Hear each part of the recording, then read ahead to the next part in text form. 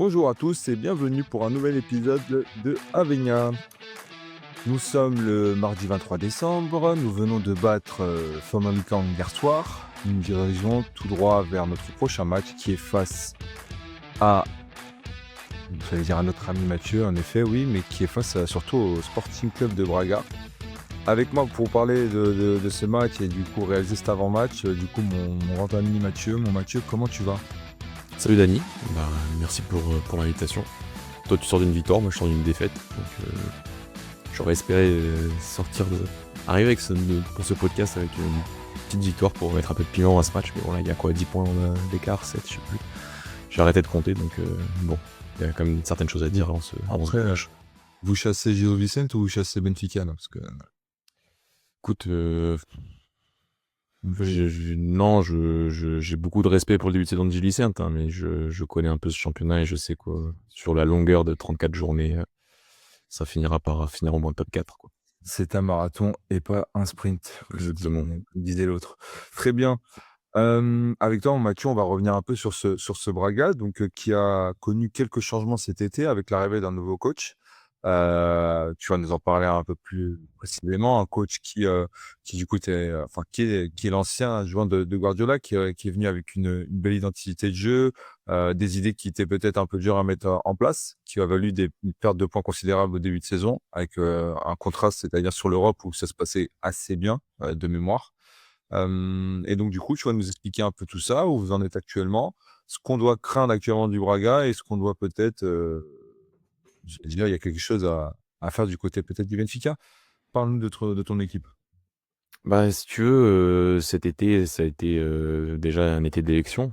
Donc Antonio Salvador a été réélu pour un 4e ou 5e mandat, je sais plus exactement, ça fait 20 ans maintenant.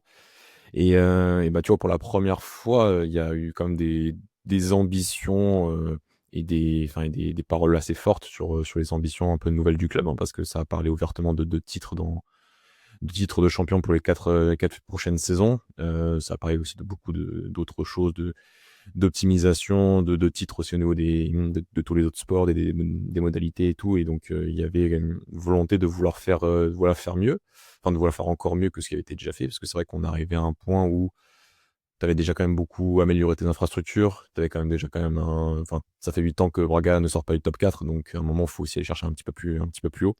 Et là, je trouve, là, il y a une bonne communication, c'est-à-dire enfin, il y a une communication, il y a eu des actes, dans le sens où on est venu aller chercher quelqu'un qui pouvait apporter potentiellement quelque chose de différent, donc qui sortait du cadre portugais, qui sortait du cadre même de l'entraîneur portugais. Donc voilà, Carlos Vicens, donc ancien joueur de Guardiola pendant 4 saisons, 2021-2025. Avant ça, donc il avait intégré le centre de formation de City comme entraîneur des plus petites catégories, ensuite entraîneur des U18, donc où il a été champion de la première ligue U18 lors de la saison 2020-2021. Puis ensuite, il a été intégré au staff de Guardiola comme responsable des coups de pied arrêtés.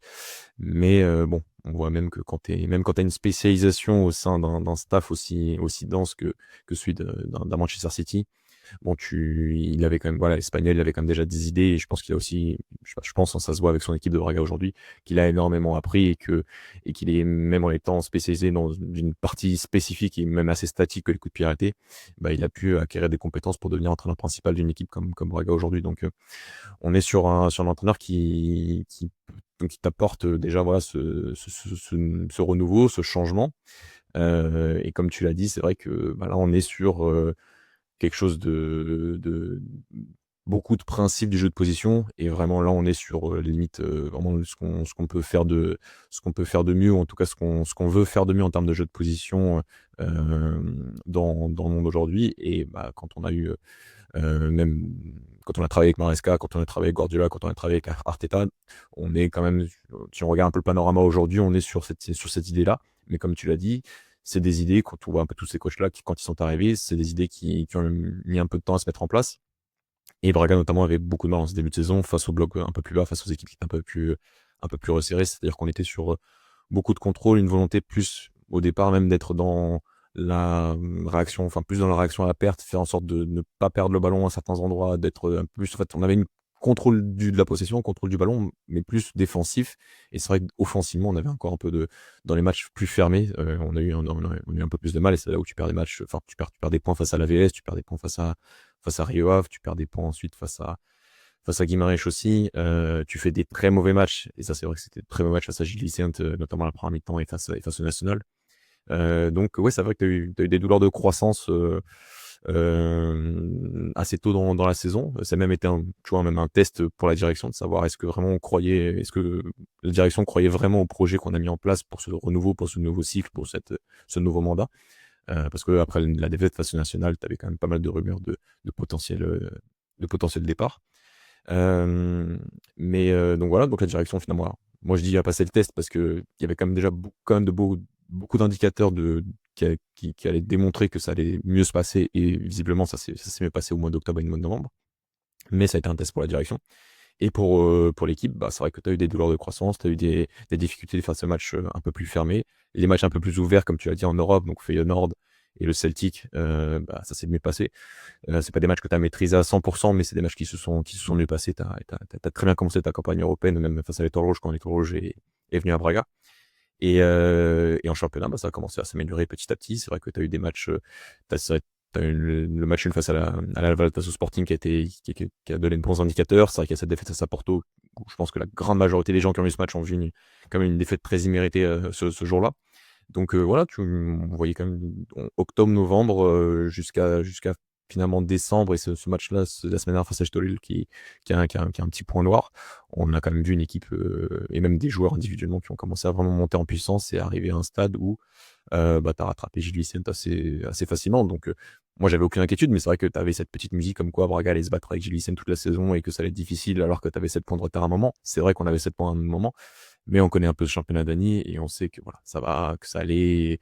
Je pensais pas que ça allait se faire aussitôt, parce que je pensais pas que Gil Vicente allait faire un mois de novembre, mi-décembre, tu vois, c'est aussi compliqué, avec quand même, je crois, 4 matchs sans victoire. Mais bon, finalement, tu les as rattrapés assez rapidement, et je pense que tu les mettras à distance aussi assez rapidement. Donc voilà. C'est vrai que voilà, il y a eu ces douleurs de croissance, il y a eu des matchs il y a eu des matchs nuls qui étaient pas mérités. On est, je pense, une équipe sur les 5-6 premières journées qui a vraiment touché le plus de fois les montants. Donc c'est vrai que tu aurais pu avoir 3-4 points de plus qui auraient pu encore te donner un peu plus d'air dans ce début de saison qui était compliqué pour Braga. Et c'est intéressant aussi ce que tu dis parce que bah, je regardais en même temps là vos résultats, on va dire, sur l'ensemble de la saison, du moins jusqu'à septembre, jusqu'à peu près national. Et avant cette défaite face à Estoril, et tu nous en parleras un peu plus, et notamment aussi ce que j'aimerais aborder avec toi, c'est un peu finalement comment vous jouez, comment s'articule votre 11, les joueurs majeurs ou autres, peut-être la renaissance de Ricardo Horta, la renaissance entre guillemets. C'est aussi cette série du coup dernièrement de 7 matchs sans défaite. Et au-delà de ça aussi, c'est l'impression que si tu prends le match de Porto qui, dans les faits, est une défaite, mais vous passez pas à côté de vos gros matchs, c'est l'association que j'ai.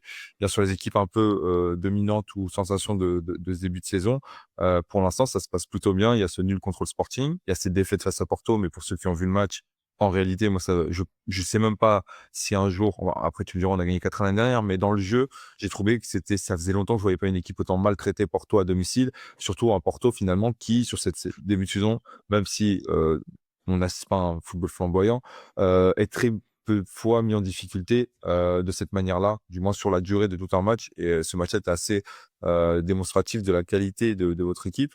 Et je voulais un peu que du coup, tu t'évoques peut-être l'attitude qu'a cette équipe face à des rencontres plus relevées, et surtout si finalement historique c'était pas une erreur de parcours, et comment s'articule cette équipe quoi, finalement. Bah, tu vois, sur Estoril, on en reviendra après, parce qu'en fait, ça peut faire le lien un peu avec le match enfin, de Benfica en fin de semaine. Mais c'est vrai que sur les autres grands matchs, et notamment, bon, tu as eu les matchs de Coupe d'Europe, mais toutes ces équipes-là, sans leur faire offense, pour moi, sont des équipes qui sont à un niveau de compétitivité un peu inférieur au Sporting ou à Porto. Et c'est vrai que c'est deux matchs qui sont très bons, et le match face à Porto est un match très bon. Je mettrais pas un bémol, mais je me dirais qu'en fait, c'est juste, je pense que ces deux équipes-là ne sont pas parties en nous affrontant en se disant qu'on va potentiellement autant subir sur certaines phases du match. Et si tu regardes vraiment la première mi-temps face à Porto, bah, si tu regardes tout le match face à Porto, Porto touche de mémoire 9 fois, enfin je répète souvent ces stats parce qu'elles me semblent folles, parce qu'il y a quelques années j'aurais jamais pensé ça, que Porto n'aurait que 9 ballons dans notre surface durant tout un match dans un Dragon avec des supporters, parce que c'est vrai qu'on l'a gagné sous. C'est à la maison quoi, C'est à la maison. c'est pas PSV, c'est vraiment à la maison, donc Tu vois, tu vas dans la surface de Braga une fois tous les 10 minutes dans un match à domicile en championnat. Donc c'est vrai que en termes de jeu, c'est vrai que ça a été très compliqué au départ, côté Braga, mais voilà, octobre-novembre ont démontré que l'ambition qui était prônée par Vicence permettait d'être très compétitif dans ces matchs-là. C'est-à-dire que tu as à la fois le volley avec ballon, où on s'attendait à une équipe qui allait à un moment avoir beaucoup de courage, une volonté de repartir de derrière, une volonté de et ce qui fait aussi pas la différence, mais ce qui fait aussi ce que je trouve très bien, c'est la diversité. C'est-à-dire que tu vas pouvoir potentiellement ressortir court. Tu vas potentiellement, en fonction des matchs, enfin, Echtolil, ce week-end, nous a pressé hein, vraiment en individuel. Et donc, bah, tu avais des opportunités plus dans la profondeur. Tu avais des opportunités potentiellement d'aller chercher très rapidement, enfin, de manière plus verticale, depuis Ornisek, un Gabriel Martinez dans la profondeur. Tu l'as fait, tu n'as pas hésité. Donc, il y a aussi cette adaptation-là.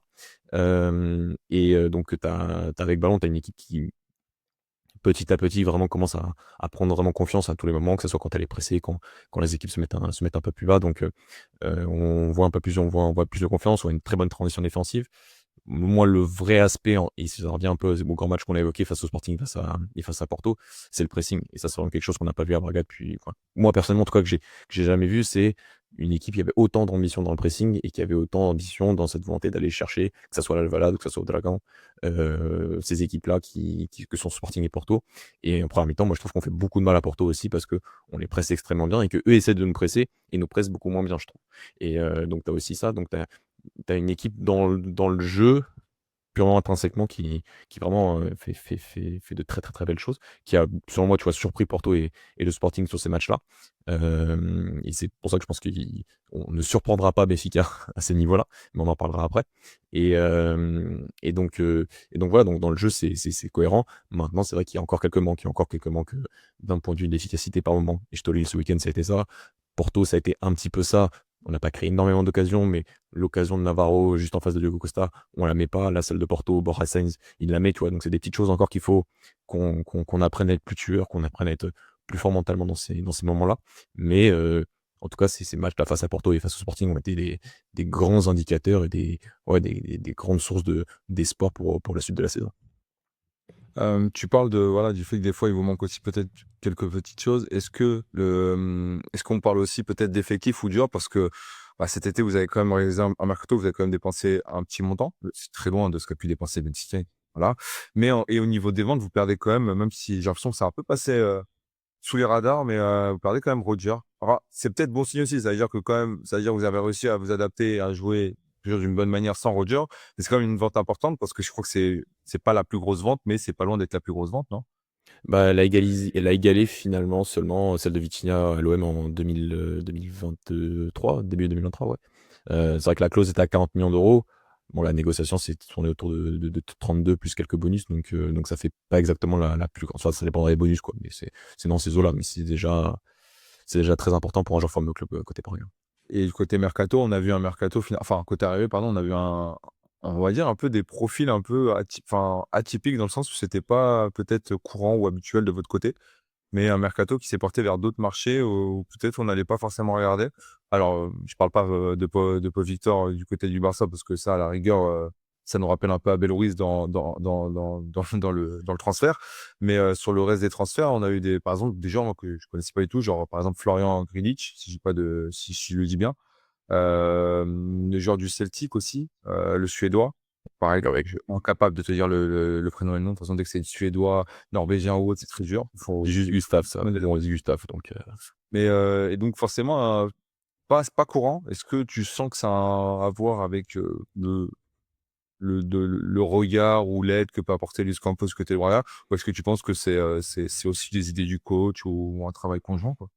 Bah, si enfin, moi, en fait, il y a quand même par rapport à toutes les recrues qu'on a fait, il y a un grand point commun, c'est l'idée de jeu prônée par Vicence. Si tu regardes bien, en fait, si tu regardes un peu tous les profils des joueurs et d'où ils viennent, c'est vrai qu'ils viennent de contrées différentes, mais si tu regardes les idées de jeu qu'ils avaient dans leur club, il y a quelque chose de très commun, en fait. Bon, après, tu as parlé de Pau Victor, Barça, le lien est vite fait.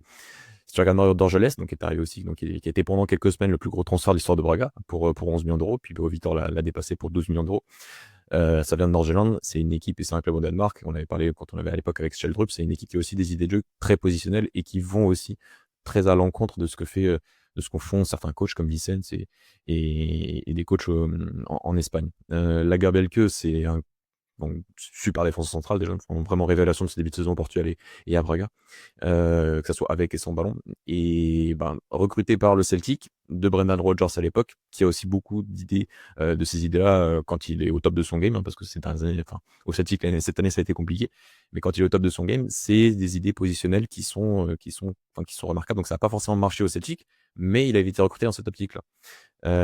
Et ensuite, le dernier, Florian Grillitsch. Florian Grillitsch, c'est quand même un joueur qui, à une époque, a été quand même évalué à 25 millions d'euros quand il était à son prime avec Nagelsmann à Hoffenheim. Donc, et quand on reprend aussi les idées de Nagelsmann, il y a peut-être toujours les idées de Nagelsmann à l'époque, mais surtout, on est quelqu'un qui, bon, voilà, il y a une proximité par rapport aux idées de Guardiola, donc il y avait une proximité dans ses idées positionnelles, dans cette capacité à comprendre ce jeu de position. Et Grealish, bon, c'est vrai que tu as une opportunité parce que ces dernières années, il est pas si vieux que ça, il a je crois que 30 ans, et 30 ans, c'est en 95, donc il a que 30 ans cette année. C'est vrai que ces dernières années, Offenheim, Ajax, puis Valladolid, il a eu une baisse un peu incompréhensible en termes de niveau. Peut-être aussi parce que dans ces clubs-là, il n'a pas rencontré les coachs qui étaient capables d'interpréter des idées complexes. Et lui, bah, tu le retrouves finalement dans toutes les idées complexes bon, un peu plus complexes en termes de jeu qu'il a rencontré, que ce soit avec Nagelsmann aujourd'hui, avec Vicens. Et ben, on se rend compte que Grealish, bah, c'est un joueur qui, honnêtement, est vraiment supérieur à Moutinho pour moi cette saison. Donc après, Moutinho, on peut le dire, il a 40 ans, c'est tout. Il y a quand même 10 ans d'écart entre les deux. Ça peut se comprendre qu'à un moment, même si tout l'amour qu'on porte pour João Moutinho, à un moment, il fallait bien qu'il y ait une baisse aussi drastique en termes de, pas forcément en termes de niveau, mais en termes de niveau global, tu vois, pas forcément technique ou tactique, mais même physiquement, on se rend compte qu'il y a des efforts qu'il peut plus exactement faire. Et Grealish, bah, avec 10 ans de moins et avec aussi un peu ce côté très intelligent en termes de jeu, en termes de compréhension des espaces, en termes de compréhension des moments du match, fait beaucoup de bien. Et c'est vrai que à chaque fois qu'on a la paire Grealish, selon moi, hein, la paire Grealish-Gorby au milieu de terrain, on a un Braga qui est plus compétitif.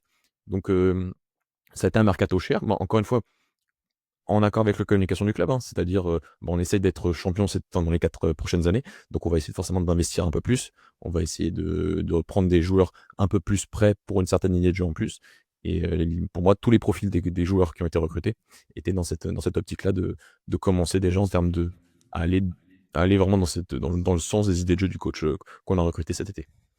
Et tu vois, il y a un nom qu'on n'a pas trop évoqué, mais parce qu'à un moment donné, on en parlait aussi peut-être pour la sélection, parce qu'il y avait des failles à ce poste-là, avec la blessure de Nuno Mendes, mais Lelo qui, bon, a connu le championnat portugais, Casapi, qui a vécu peut-être à ses débuts des très bons moments, puis après peut-être un peu moins bon.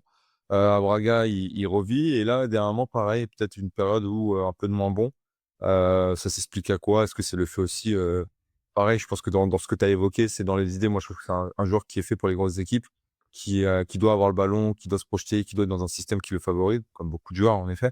Est-ce qu'on est encore sur une saison d'adaptation où finalement, c'est pas un joueur qui est fiable sur la durée et qui aura des moments forcément moins bons parce qu'il n'est pas encore arrivé à maturité? Alors, j'en ai pas parlé parce que c'est vrai qu'il avait déjà signé à Braga en janvier dernier. Donc après, en janvier dernier, je pense que tu vois, je pense que enfin, vu le reste de la saison, je pense que même dans la tête de Salvador, il n'y avait pas encore le poste élection, et vraiment le projet après était pas forcément totalement clair.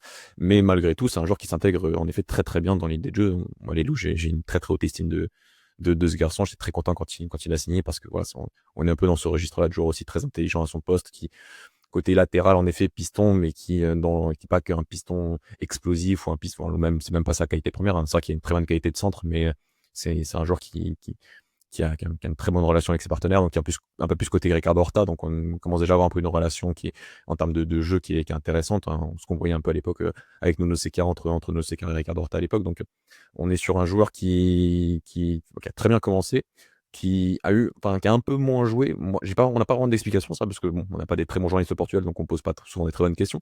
Moi, c'est une question que j'aurais posée.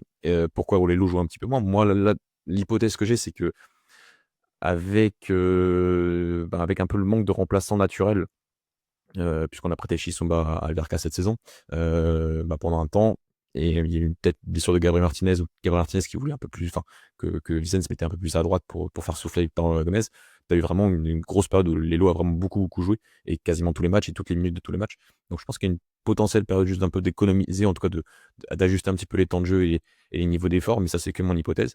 Mais sinon aussi, c'est parce qu'on a un Gabriel Martinez, donc c'est vrai qu'on n'a pas trop parlé de système, mais c'est vrai qu'avec ballon, depuis le début de la saison, on est sur du 3-4-3, donc c'est vrai que ces positions de piston, on peut avoir des joueurs latéraux un peu plus classiques, comme un Lelo, comme un Victor Gomez, ou des ailiers un peu plus explosifs, comme Gabriel Martinez. Et Gabriel Martinez préfère jouer enfin droitier préférant jouer à gauche.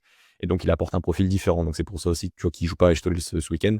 Enfin, Lelo ne joue pas ce week-end parce que, enfin, d'entrée, parce que Martinez, le côté explosif, le côté potentiellement attaque de la profondeur, permettait potentiellement d'utiliser, enfin, d'exploiter un peu les espaces que pouvait te laisser Estoile derrière. Donc voilà, t'as des choix. Il y a des fois, je pense qu'il y a des choix d'économie d'effort et des fois, c'est juste des choix tactiques où on préfère certains profils en fonction de la physionomie des matchs que le staff voit pour le futur.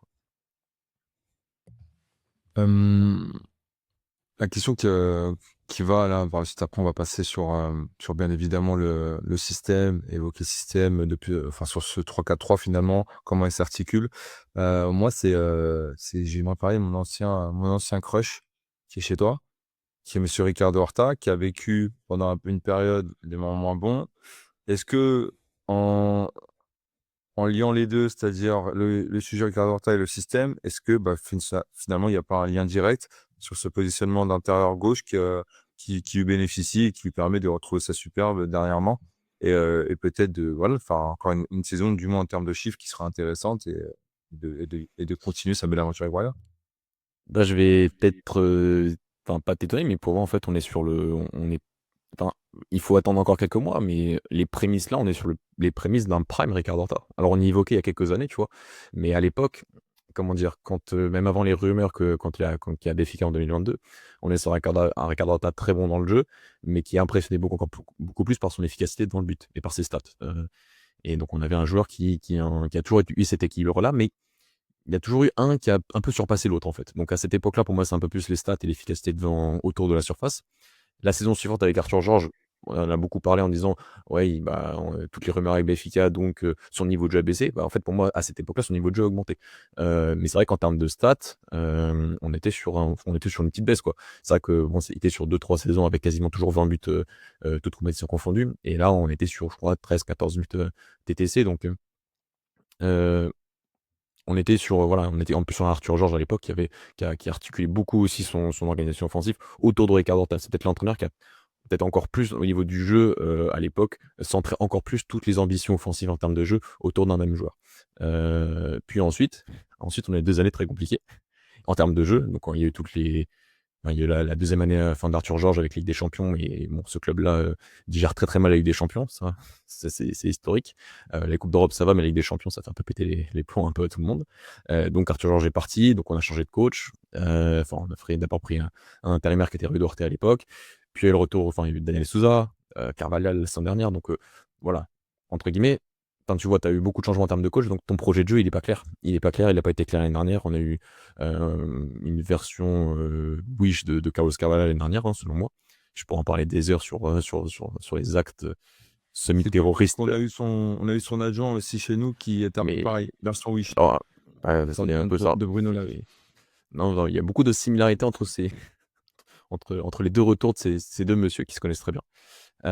Donc, bah, en fait, je trouve juste que quand le plan de jeu, enfin, quand l'idée de jeu est ambitieuse et complexe, donc que ça soit avec le Carvalhal de l'époque, donc 2020-2022, Arthur Georges et aujourd'hui Vicens, bah, on retrouve un Ricardo Horta qui est quand même à un bien meilleur niveau.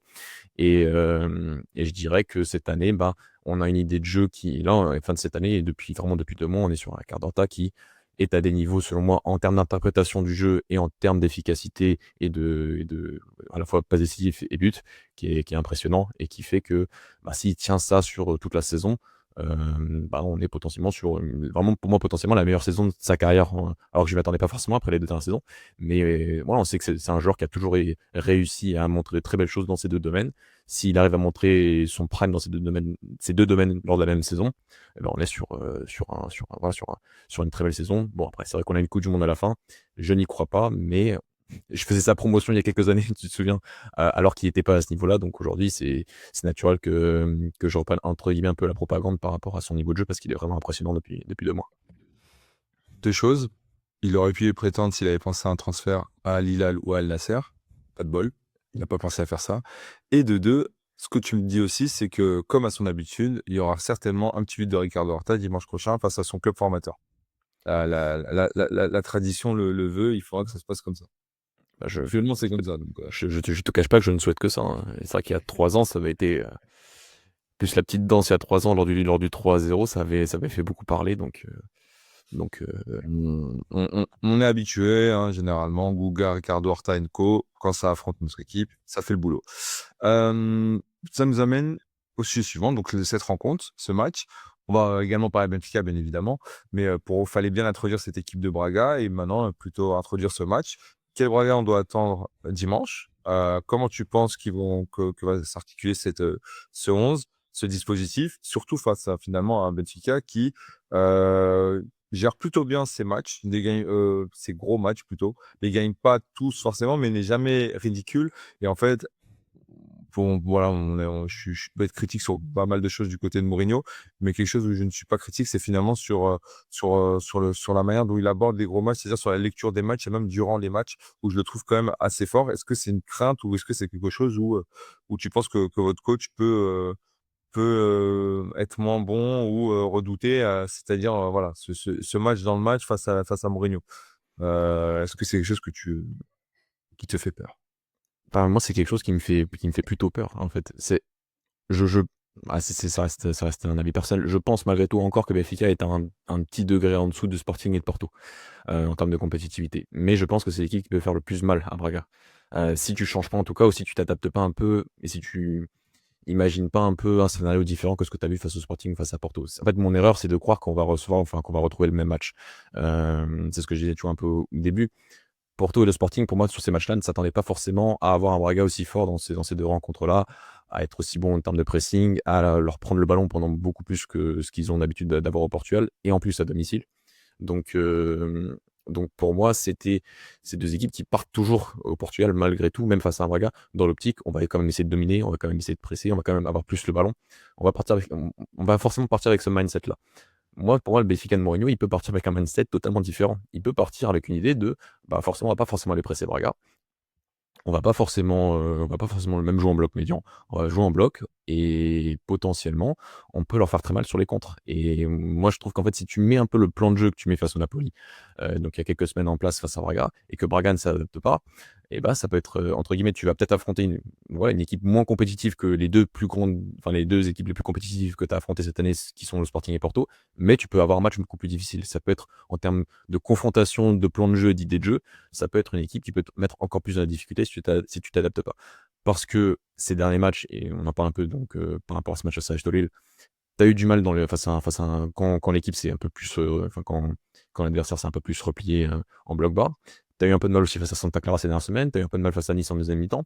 Ces derniers matchs, en fait, ouais, ces 3 derniers matchs, tu as un peu de mal à surpasser ces organisations défensives-là. Et face à Estoril, tu as eu beaucoup de mal à, enfin, à prévenir les contre-attaques, à prévenir les transitions offensives. Et sur ces matchs-là, en plus, tu n'auras pas Siko Niakate. Donc, il est parti avec le Mali à la CAN, mais qui est parti à la CAN blessé. Donc, de toute façon, on ne l'aurait pas eu pour ce match-là. Donc, et qui, pour moi, en fait, vraiment, sur les dernières semaines, on a beaucoup parlé à Braga et de Lager Belke qui fait vraiment un excellent début de saison. Et c'est vrai qu'avec ballon, il est supérieur à Niakate. Mais sans ballon, pour moi, Niakate commençait à avoir un niveau vraiment, vraiment équivalent. Et le match face à Nice, Lager Belke n'est pas là.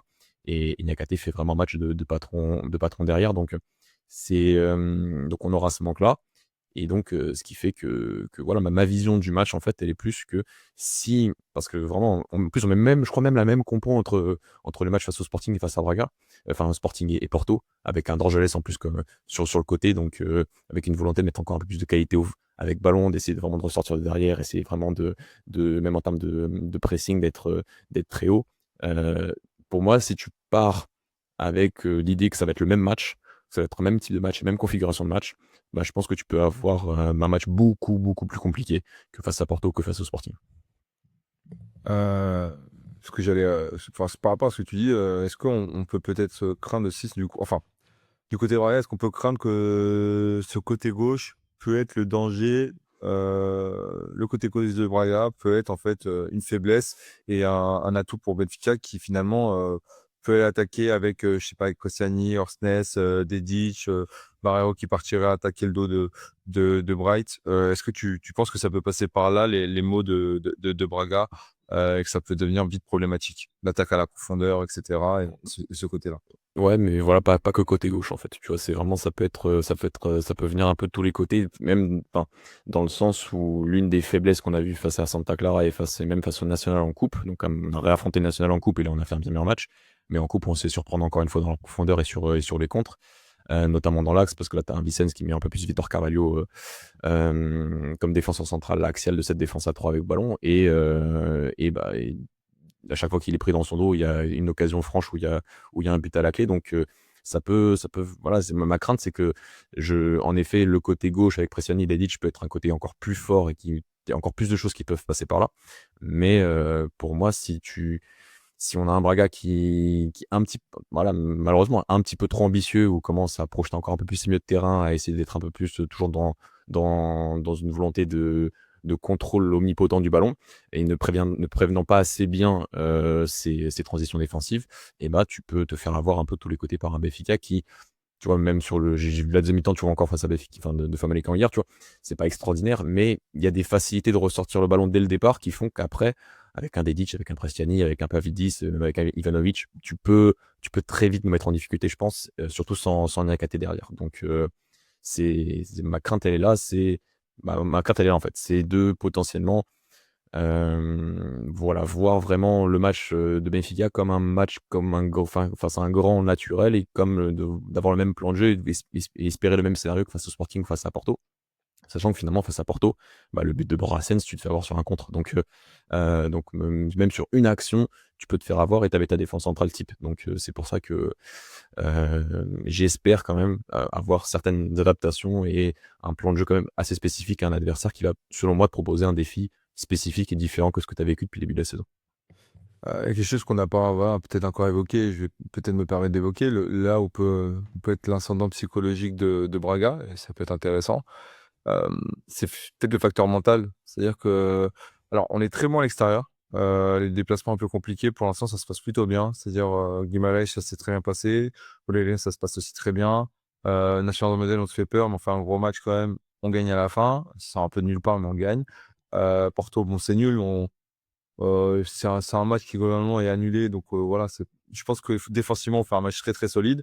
Euh, le truc, c'est que je te parle de matchs où, à certaines périodes, à certains contextes, soit il fallait pas, t'étais pas dans urgence absolue de gagner et un nul pouvait t'aider, type Porto. Dans le reste, il fallait gagner.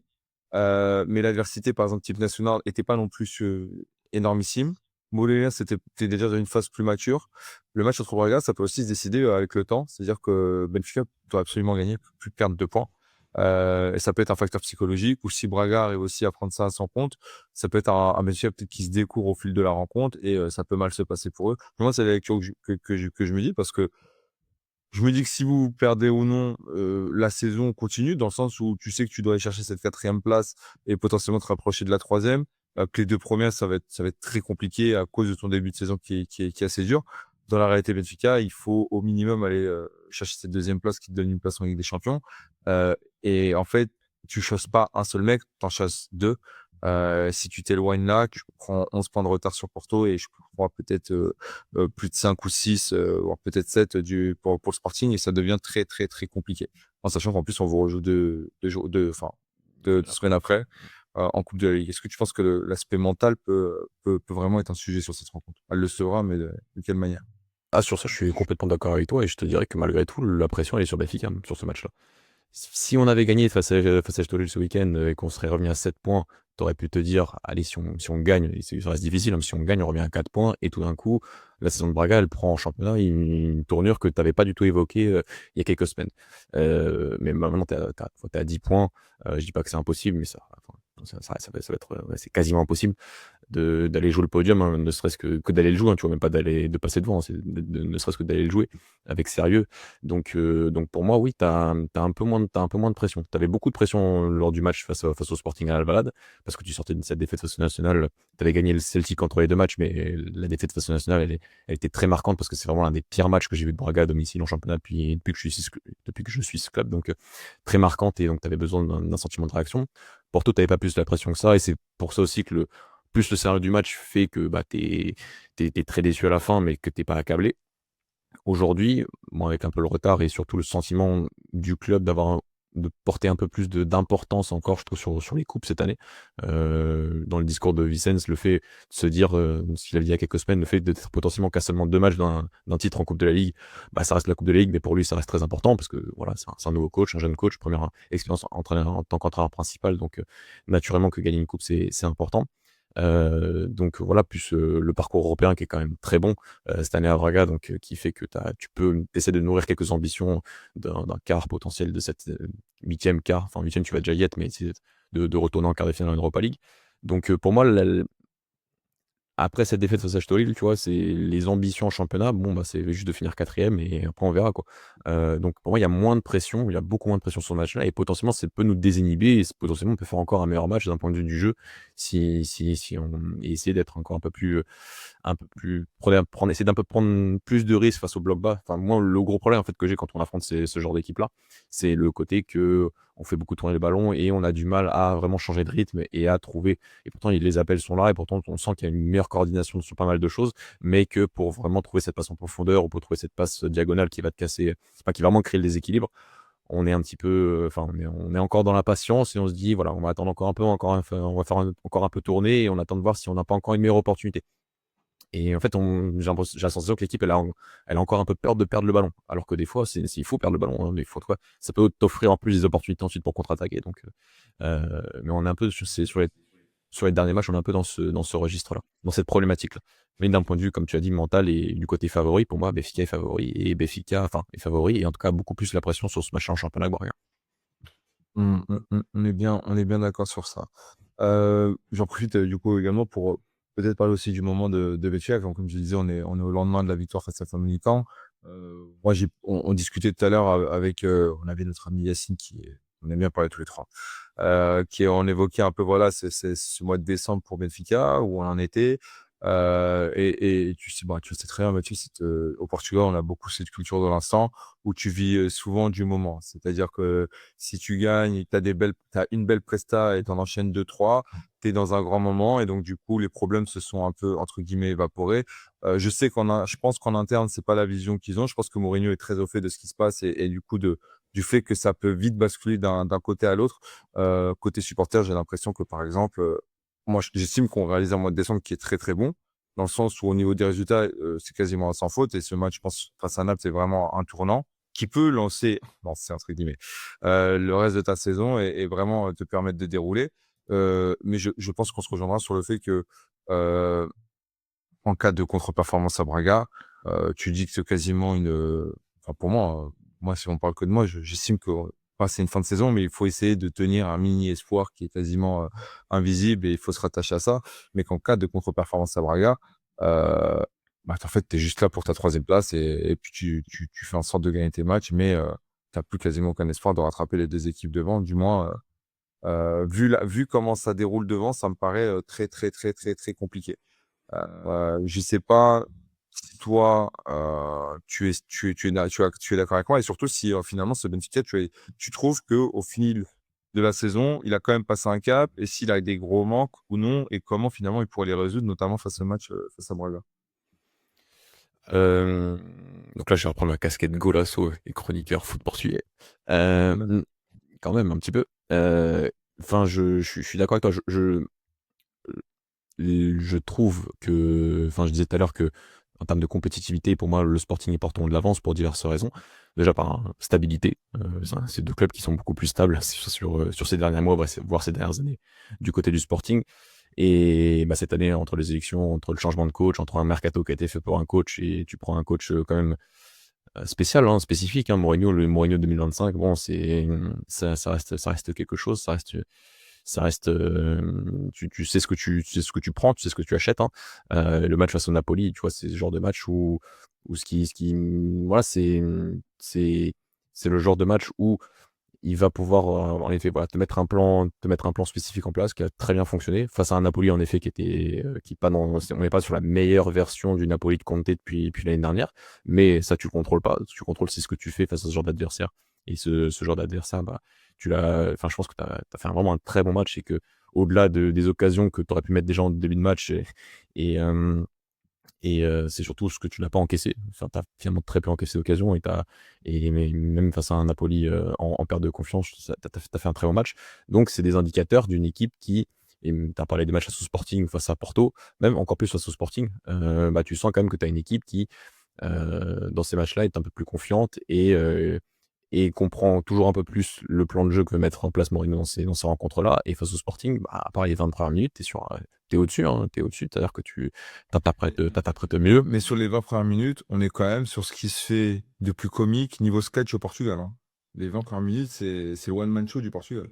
T'essaies de ouais, mais en fait limite tu vas un peu enfin tu vas un peu sur au contraire de tes idées, enfin essayer de ressortir, essayer de enfin face à un Sporting qui a une bonne organisation défensive et qui peut bien te presser par moment en fonction des indicateurs. Bah c'était pas forcément nécessaire de enfin tu vois, ça m'a un peu déçu de Mourinho sur le côté d'essayer d'être limite un peu trop ambitieux dans ces rencontres là face à une équipe qui a dans le jeu factuellement, même si on a nos doutes et on les avait évoqués sur le Simcha, sur Rui Borges, dans le jeu, malgré tout, bah, ils ont des certitudes, ils ont des dynamiques, ils ont des principes un peu à tous les, enfin, des principes forts à tous les moments du match. Et donc là, c'est vrai que bon, bah, tu as eu raison, c'était un peu comique au début. Tu aurais pu te faire punir encore un peu plus. Tu prends que ce premier but-là, et ensuite tu arrives à plutôt bien réagir en temps assez rapidement. Donc ouais, tu as quand même une expérience de Mourinho dans ces rencontres-là qui est forte et globalement voilà, qui va faire en sorte que ton équipe elle soit plus compétitive que celle de Brunelage. C'est évident, mais est-ce que tu peux atteindre des niveaux avec le Mourinho 2025 que tu espères pour un club comme Benfica? Ça, je pense pas. Je pense pas. Et sur les matchs de championnat que j'ai pu voir et tu vois, j'omets un peu la Coupe d'Europe, hein, sur les matchs de championnat. Est-ce que je sens, même si tu gagnes face à Braga ce week-end, est-ce que tu sens une équipe aujourd'hui qui a les moyens collectif, oui, t'as les valeurs intrinsèques de joueurs, parce que tu as un très bon effectif, je trouve, tu as des très bons joueurs à quasiment tous les postes. Mais est-ce que tu peux concurrencer vraiment des équipes comme le Sporting ou Porto qui ont bah, vraiment beaucoup, à la fois l'effectif et à la fois beaucoup de confiance et d'assurance dans leur jeu, entre guillemets. Je pense pas que Mourinho, sur une saison en tout cas, arrivera à t'égaler ces niveaux-là, des équipes-là qui, comme j'ai dit, ont de l'avance, ont de la stabilité. Et c'est normal que tu y crois. C'est normal que les supporters y croient. Mais j'ai un peu de mal à visualiser autre chose qu'une troisième place pour Benfica cette année. Ça, ça rejoint un peu ma vision, malheureusement. Si on doit partir peut-être sur un sujet, sur des joueurs, sur plus individuel, quel est le joueur peut-être que tu redoutes le plus du côté de Benfica, qui pour toi peut changer la rencontre de ce côté-là? Je t'en citerai. Bah, alors, il y en a un que tu sais que j'aime beaucoup, qui est Soudakov. Et c'est vraiment, oui, tu vois, dans le côté enfin, enclencher transition, c'est vrai que c'est un joueur voilà, qui est formé au Shakhtar, qui est formé dans une idée avec ballon aussi très ambitieuse, mais c'est un joueur qui a une qualité pour ne pas perdre le ballon, en tout cas être capable de faire ce crochet, faire cette conduite en plus, de sortir de cette zone de pression pour ensuite aller chercher un peu plus d'espace et vraiment enclencher la transition. C'est un joueur qui peut nous faire mal si on ne le prend pas au sérieux et que si on n'est pas tout de suite là au pressing, si on n'est pas tout de suite là à harceler un talent pareil. Après, dans tout ce qui peut être profondeur et tout ce qui peut être verticalité, explosivité, grosse menace d'Edic, je trouve, qui m'impressionne beaucoup. Je sais que on est d'accord là-dessus et que personnellement, on avait vu ces matchs face à l'OM l'année dernière et qu'il y avait des bonnes choses au tout début. Et ensuite, ça s'est complètement écroulé. Donc voilà, les contextes font souvent les joueurs et Dedic peut être un joueur emmerdant par ses conduites, par son explosivité, voilà, par tous cette créativité voilà, avec de l'espace surtout. Déjà, je trouve que quand il n'y a pas beaucoup d'espace, il s'en sort plutôt bien, ce qui m'a étonné. Donc là, quand potentiellement tu peux affronter une équipe qui va t'en laisser, ça peut faire encore plus mal. Donc voilà, puis Super League, bon, je vois les matchs, j'écoute les podcasts, Dani, je sais, on est d'accord là-dessus. Et, euh, Ça et dit donc, bien le grec du siècle. c'est un grec qui a un profil intéressant. Je ne vais pas le saucer. euh, en ne mettant pas l'œil pour ce match-là. Mais oui, c'est le profil de neuf de grand Portugal qui fait souvent mal à Braga ces dernières années. Donc ouais, c'est un joueur qui a un profil très complet, on en avait déjà parlé, et qui un peu à tous les instants peut nous faire mal. Donc c'est Fois, c'est votre serial killer, à un moment donné, c'est quand même Arthur Cabral. ça c'est vraiment la honte, hein. Ça, c'est vraiment le pire moment. C'est vraiment le pire, les 2 dernières années, elles ont été mauvaises, hein. Le mec mettait pas un pied devant l'autre à la Fio ou à Benfica, mais il avait un moment donné où c'était Ronaldo Prime, c'était contre Braga. Allez, Mais même l'année dernière, quand on gagne, la Louche, en janvier dernier, si je me on oui, mène oui. 2-1, mais il met encore son pion quand même, hein, tu vois? Ouais, il rentre, il met son pion. Match catastrophique, hein, encore une fois, mais ouais, je m'en souviens bien. Bah, il marque pas un Taça Rodrigue après, mais là, c'était, si je dis pas de bêtises, Di Maria. Après, je sais plus c'est qui l'autre. Oui, c'était pas Bah, lui. il en met 2, non? Ah, Je sais plus. Carreras. Je sais plus. Parce qu'en fait, c'est Chicago qui marque en finale. Mais ouais, on a toujours cette tendance à vous croiser à cette période de l'année, c'est un peu embêtant. Moi, il y a aussi un joueur que je voulais peut-être évoquer du côté de Benfica, où je trouve, il y a 2 joueurs, j'estime qui peuvent être intéressants sur cette rencontre. C'est, également Barreiro. Je pense que c'est typiquement le genre de rencontre où, il y a un peu tout, qui est mis en évidence pour que ça se passe bien pour lui, où il peut être très, très, très intéressant et il peut même vraiment surprendre du côté positif. Et il y a un joueur qui pour moi, tu vois, enfin, je sais pas si tu avais suivi, mais qui a été, pour moi critiqué. Je peux entendre la critique, je trouvais juste que c'était très, très, très redondant et on mettait pas beaucoup le contexte pour expliquer des fois ses mauvaises performances et des fois il était plutôt neutre, pas forcément mauvais et qui pour moi déroule depuis et encore là, pour moi, il fait les gens ne l'évoquent pas, mais pour moi, il fait une superbe rencontre et notamment une première mi-temps incroyable. C'est Samuel Dahl que moi j'adore. Je trouve que c'est voilà, c'est pas ça sera peut-être jamais un voilà, entre guillemets, en termes de niveau, il atteindra peut-être jamais un niveau tel que Grimaldo, mais je trouve que c'est quelqu'un dans un effectif qui est très, très bon et qui, en fait, qui triche pas, qui ment pas, que ce soit via l'attitude ou via vraiment les performances, il donne toujours tout et je trouve que voilà, il y avait cette image face à Leverkusen qu'il avait un peu, entre guillemets, gâché, tu vois? Mais pour moi, il faisait un très bon match et Mourinho l'avait dit et là, je trouve que dernièrement, tu vois, le contexte est plutôt bon, l'équipe déroule, son match contre Naples est très bon et de manière globale, le mec, bah, il «revit» entre guillemets. Il vient de passer déjà les 50 matchs, on dirait pas, il est arrivé il y a très peu de temps, mais il a déjà passé Ouais. 50 matchs avec Benfica et moi, quand j'ai vu ça cette semaine, j'étais assez surpris et mine de rien, tu vois, je pense que, bah, peut-être tu avais aussi suivi ça, mais c'est quand même sa première saison pleine depuis peut-être 2 ans. Il joue pas à la Roma, Je suis pas d'accord. là, à Benfica, quand il arrive, il est, doublure de Carreras et pas la doublure de n'importe qui, malgré mes critiques au début. Et donc du coup, là, forcément, c'est un peu ce poste un peu de titulaire absolu, sans réelle concurrence, qu'on a bien compris qu'Obrador comptait pas et on verra si du coup, Seny, Cabral de Lopez de Amado là, vient du côté Benfica pour jouer un peu ce côté gauche, côté droit, un peu profil, je pense Mourinho compatible, qui peut dépanner à tous les postes et qui, est habitué de la ligue et est très bon, un peu révélation. Mais moi, voilà, Dahl, c'est un joueur que j'aime beaucoup et tu sais, généralement, les Suédois, c'est un peu comme Ikea, quoi. C'est plutôt quali au début et ça faut juste savoir s'en séparer au bon moment, quoi. Donc, La métaphore de fou. là, il faut bravo. Non, tu vois, sur le match en particulier, tu vois, ouais, naturellement, j'ai pas forcément pensé à lui pour être un total game changer, mais après je te rejoins sur son niveau sur ces derniers mois. C'est toujours un joueur que j'ai plutôt apprécié. Après, c'est quand même quelqu'un qui, comme tu l'as dit, hein, qui a un contexte différent, peu de matchs, donc peu de régularité dans les performances, donc c'est normal que des fois tu des joueurs qui mettent un peu plus de temps à se mettre en route, mais en tout cas la qualité elle a toujours été là, hein, je trouve, hein. Depuis ses débuts, même quand le peu de temps de jeu qu'il avait la saison dernière, c'était un joueur qui était très intéressant. Et tu vois, c'est ce que tu disais quand tu parlais de Sudakov et je pense qu'on est d'accord que le positionnement l'est pas non plus, mais qu'un comme ça, il arrive à rendre des copies qui sont plutôt correctes. Mais je pense que quand il passe définitivement derrière Pavlidis et qu'il aura peut-être un profil d'ailier à gauche qui soit vraiment plus intéressant, ça va autant bonifier Sudakov que pour moi, Dahl, parce que on peut revenir sur ce nom et déjà évoqué sur le podcast précédent. Bah, je pense que Mourinho a définitivement montré que chez Drut ne faisait pas partie de ses plans.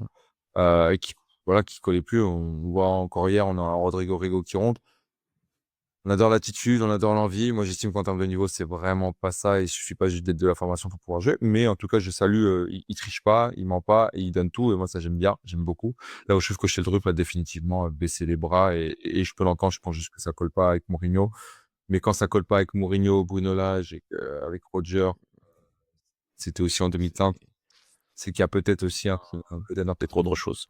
ouais, je pense que c'est un joueur hyper talentueux, mais tu vois, on évoquait tout à l'heure avec Yacine les joueurs qui sont peut-être plus amoureux du style de vie, du joueur de foot plutôt que du foot en lui-même. J'ai pas envie de dire que c'est son cas, mais j'ai envie de dire que ça me surprendrait pas si, s'il a plus de mal à faire des sacrifices, à vraiment, tu vois, ça va un peu avec son prêt qu'il fait, il y a 1 an et demi où il Heu, donne en fait, il va dans un on peut voir dans le prisme où tu dis: «OK, il va dans un confort», mais en fait, au niveau performance et vraiment compétitivité, bah, en fait, tu te mets pas de défi, tu te mets pas en zone, de danger, donc en fait, tu es dans une zone de confort et est-ce que vraiment tu évolues? Il a évolué un peu certes, mais tu vois, sur l'aspect physique, bah, je trouve qu'on n'y est pas. Là où il était très bon dans le 1 contre 1 et dans les petits espaces, je trouve qu'il a régressé, et ça, c'est dû, je pense, au manque de confiance et du coup, bah, je pense que c'est inévitable, hein. Je pense que d'ici quelques jours, quelques semaines, il y aura déjà les premières semaines et le départ serait inévitable et je pense que la personne le joueur qui viendra n'évoque, on va comment j'ai pas pensé y parler plus tôt, mais j'ai cru comprendre que c'était confirmé, qu'il y avait pas l'arrivée, mais que les rumeurs étaient vraiment réelles et qu'il y avait vraiment des contacts qui étaient faits. Mais le retour de Rafa, peut peut-être débloquer ce côté gauche. Moi, j'estime que c'est pas un ailier gauche. bah, Puisque et c'est, on en revient même, c'est pour moi, c'est derrière Pavlidis et ça peut bien se passer et je pense qu'il fera ses stats et il sera bon. Mais pour moi, l'idée de peut-être venir le chercher pour qu'il soit dans une même zone que Soudakov ou potentiellement à gauche, c'est peut-être une bêtise, une grosse bêtise même parce il vient pas résoudre les problèmes de 1 contre 1, de savoir, être ce joueur peut-être plus, le long de la ligne, qui sera allé impacter et qui, certes sur les retours défensifs est plutôt intéressant, mais je trouve pas que ça soit là qu'on trouvera vraiment des solutions. Après, ce sera à voir, mais bizarre. Toi, tu le ouais. connais aussi? Bah, enfin, ça va pas annoncer chez nous, mais ça certains supporters le voulaient en voyant ce qui se passe actuellement à Beşiktaş, mais le voyaient comme un allié et le truc, c'est que, ouais, tu des joueurs qui ont quand même enfin, t'as certains joueurs au Portugal qui, quand même, ont fait des carrières dans des postes qui sont quand même assez différents des postes de prédilection qu'ils avaient en début, à la formation et tout et qui sont quand même qui ont encore l'étiquette de ces genres de formation. Enfin, encore à Braga, t'as des joueurs qui pensent que Ricardo Horta est un ailier, tu vois? Donc Rafa, factuellement, ses meilleures saisons, c'est quand il est dans l'axe, hein, que ce soit à Braga, que ce soit à Benfica, donc c'est un peu à tous les niveaux. Mais après, il y a d'autres considérations. Même si c'était un joueur qui aurait pu, enfin, je suis d'accord avec toi, c'est pas forcément le jou en ayant Soudakov dans ton équipe, c'est pas le joueur que j'irais chercher désormais. Mais quand tu vois ce qui se passe à Beşiktaş, bon, je sais pas si c'est vraiment le genre de joueur et de comportement que tu as envie de récupérer, sachant que tu le connais quand même bien. À un moment, Toutes les faut faire passages que autre je chose. vois et cetera, honnêtement, on l'avait déjà évoqué, hein, on avait toujours dans ce truc de le style de joueur qui peut-être, aime plus le style de vie de footballeur plutôt que Mmh. finalement le métier en lui-même. Alors, c'est un joueur qui est très bon et cetera, mais moi j'ai toujours un problème avec la mentalité et là, ce qui se passe à Beşiktaş, bah, ça confirme en fait, définitivement quoi. Tu pars à l'étranger finalement sur ta première expérience où tu es le joueur le mieux payé et cetera, où le club, fait des sacrifices monstres. Alors après que ça soit entre guillemets «un bordel sans nom» et que ça se passe mal, je suis désolé, mais s'il est surpris, bah, qu'il change ses équipes autour de lui. C'est-à-dire que s'il pensait qu'il arrivait à Beşiktaş pour aller jouer la Ligue des Champions et être, un dans un club qui gagne titre sur titre, bah, on n'y est pas, quoi. Ça fait un moment déjà que c'est pas le cas. Donc, si tu cherchais de la stabilité, bah, tu avais plus de chances de la trouver peut-être en Arabie Saoudite que du côté de la Turquie. Donc sur ça, c'est juste une énorme blague et puis après faire ça côté, courant fin octobre, début novembre, à 2 mois du mercato et là, quand tu as le coach qui te dit qu'il s'entraîne juste pour dire qu'il s'entraîne, mais que s'il devait mettre une note, c'était 0 ou peut-être 1, que même pour lui, c'est dangereux niveau santé parce qu'en fait, il serait même pas capable de peut-être aligner 90 minutes. Ça laisse dubitatif. Alors je dis pas que s'il vient demain chez nous, il plante pas triplé sur triplé, je dis pas que c'est impossible, voilà. Je dis juste que ce type de mentalité, je très loin déjà à la base, j'étais très content que ça se finisse. Vu comment ça se finit, même avec, une certaine provocation du côté du top soul où il y a les no name, j'ai trouvé ça vraiment très, très petit et là, le retour, déjà les retours généralement ça se passe pas tout le temps bien, mais alors là, ça serait pour moi un non-sens. Il y a peut-être mieux à aller chercher, sur le marché et qui est plus Mourinho compatible, on va dire. Donc à voir, à suivre. On verra comment ça se passe. Comme tu vois, déjà les retours, c'est pas fou, mais alors les retours quand ça s'est mal fini au départ, Ça, c'est un concept, hein. En termes de chiffres, voilà, tu vois, tu as un supporter qui suit un peu le truc de loin, qui aime bien son club et qui aime bien les joueurs qui font 10 ans dans un club sans montrer grand-chose. Enfin, en termes d'attitude, bah voilà, ils vont être contents de récupérer Rafa parce que c'est Rafa et que tu le veuilles ou non, il a quand même marqué ce siècle d'une manière ou d'une autre sur les titres qu'on a gagnés et au niveau des stats. En termes de tout ce que moi j'estime que doit avoir un joueur en prérequis pour être un joueur du Benfica Lisbonne, on est encore une fois très, très, très loin de ce qu'il faut. Mais en même temps, ça colle aussi avec le reste de la direction. Donc, au niveau des valeurs qui est prôné là-haut, c'est cohérent. Maintenant, j'avoue que je suis surpris que Mourinho ait le cherché. Je pense que dans l'intimité, dans un vestiaire, Rafa doit être très cool et que ça se passera bien. Juste, quand je vois tout le tableau, j'aurais quand même un peu la flemme d'aller taper à la porte là-bas, surtout qu'il y a un deal Koksu qui est en prêt, qui n'est pas encore conclu. Oui. Ou tu sais qu'en Turquie, des fois, sur les deals, tu as du mal à récupérer tout l'argent. J'irai pas trop me mettre dans un bourbier pareil, surtout qu'ils ont l'air d'être assez inflexibles sur les transferts comme ça. Mais bon, qui suis-je finalement, à part juste Dany qui fait des podcasts, je ne suis personne. Bon, Mathieu, on arrive tout doucement vers du podcast. On a quand même survolé tous les sujets. Je ne sais pas si tu voulais évoquer autre chose par rapport à cette rencontre. Peut-être, moi, c'est plus des questions assez rapides. C'est notamment prédiction, score, homme du match et qui passera à côté de cette rencontre. Mais outre ça, est-ce que tu voudrais évoquer quelque chose avant? On va peut-être me dire. Non, bah, sur ça qu'on a évoqué un peu les joueurs qui pouvaient être intéressants du côté de Benfica. De notre côté, bon, ça va pas être original, hein, ça peut être un des hommes du match, ça c'est vrai, ça peut être Lucas Ornisek de notre côté, le gardien, Ah ouais, qui est c'est sûr. vraiment, Clairement. qui est vraiment à un niveau, je perds mes mots des fois en parlant de ses performances, hein. C'est vrai que soit en Europe ou en championnat cette année, ça a été vraiment, voilà, en plus ça fait plaisir parce que voilà, il a été formé au club, enfin il a fini sa formation au club. Ça a été un projet de plusieurs années, équipe U19, équipe U23, équipe B, toujours C'est une super extraordinaire. Et oui, formation, hein. c'était quelque chose, hein. Bah, est-ce qu'il fait pas cette demi-finale c'est lui le gardien de demi-finale de coupe de U23 face à Benfica où il arrête un ou deux pénaltys? C'était Ouais, hors du Covid, il me semble que oui, et je crois même que en face, il a André Gomes face à lui et que c'est un c'est peu. ça. Ah ouais. C'est ça, c'est ça. Non, non, en termes de gardien, on est bien servi du côté de Braga, donc il peut être vraiment une des figures, hein, de cette rencontre. Mais voilà, tu vois, j'ai fait un podcast enfin, sur un podcast écossais pour parler du match, enfin, prévu du match face aux Rangers. Et c'est vrai que beaucoup de gens me parlaient de Salazar, et Salazar fait une très très bonne saison, hein, et c'est normal, il fait une bonne saison, il est déjà à 10 buts cette année. Il y a quand même 5 pénaltys, donc c'est un excellent tireur de penalty, certes, mais ça reste à noter dans le gonflement de ses stats offensives cette année. Je trouve que dans le Euh, jeu, il est moins bon que sur. Bah, en fait, il est moins adapté naturellement pour l'instant encore aux idées positionnelles de Vicens. Et quand tu mets un peu Dans au votre Victor à transition. son poste, ça reste un joueur de transition, ça reste un joueur qui aime beaucoup porter le ballon, qui aime avoir de l'espace. C'est pour ça que dans les grandes rencontres et dans les matchs européens, il est toujours plus efficace, Salazar, que ce soit même en Ligue des Champions. Sur la fin de la Ligue des Champions à l'époque, face à Naples, il fait un très bon match. Donc, t'as eu dans ce genre de rencontre, c'est quelqu'un qui fait des différences et qui est plus à l'aise. Maintenant, il y a des bonnes choses, même dans les espaces réduits, il y a une progression, mais il y a un niveau intrinsèque dans ces configurations de match pour un Pau Victor et pour un Ricardo Horta, qui font qu'en plus de s'entendre bien footballistiquement, qui fait que, même avec un Mario Dorgeles, qui fait que voilà, il a un petit peu enfin, il a un petit peu de retard, et notre niveau de jeu avec ballon et en organisation, selon moi, augmente quand même sensiblement quand t'as un Pau Victor à sa place. Et là, en plus, il a été suspendu en Europe et pour un match en championnat face à Roca.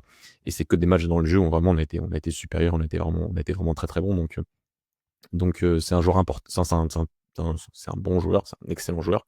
Mais on a souvent fait sa différence, souvent dans Golasso, entre les bons joueurs et les joueurs importants, et ceux qui font vraiment la différence, et ceux qui vraiment ont un impact sur la compétitivité et le niveau de l'équipe. Et un Hornичek chez nous, un Lagerbelke aujourd'hui en défense centrale, ou un Jean-Baptiste Gorbi plus Ricardo Horta, vraiment forment vraiment la colonne vertébrale de cette équipe.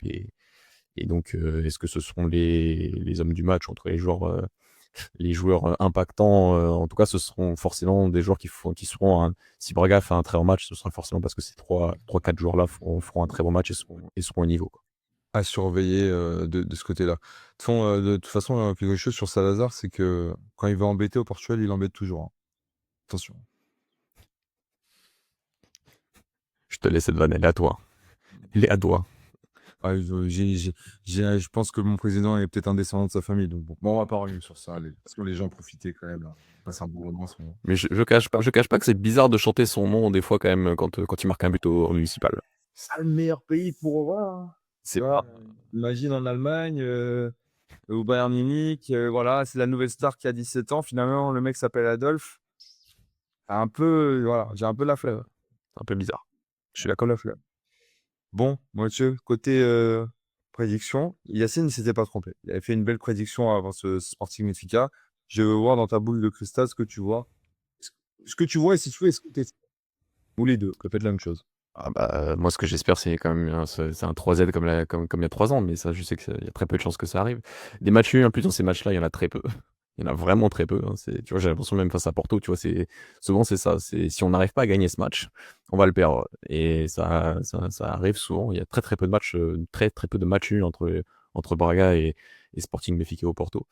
Donc, ce que j'espère, c'est une victoire. Ce que je crois, c'est que ça dépend vraiment. À la limite, je te donnerais ça après la compo, de savoir si il part sur une compo très ambitieuse et bah là, ça veut dire que tu pars un peu avec la même ambition face à Porto, face au Sporting. Mais pour moi, ce genre de match-là, tu vas te faire punir et donc tu perdras cette rencontre ou potentiellement tu perdras peut-être, mais en tout cas, tu feras peut-être un meilleur match en anticipant un peu plus le scénario et en mettant une composition d'équipe un peu différente en fonction de ce que tu aurais imaginé.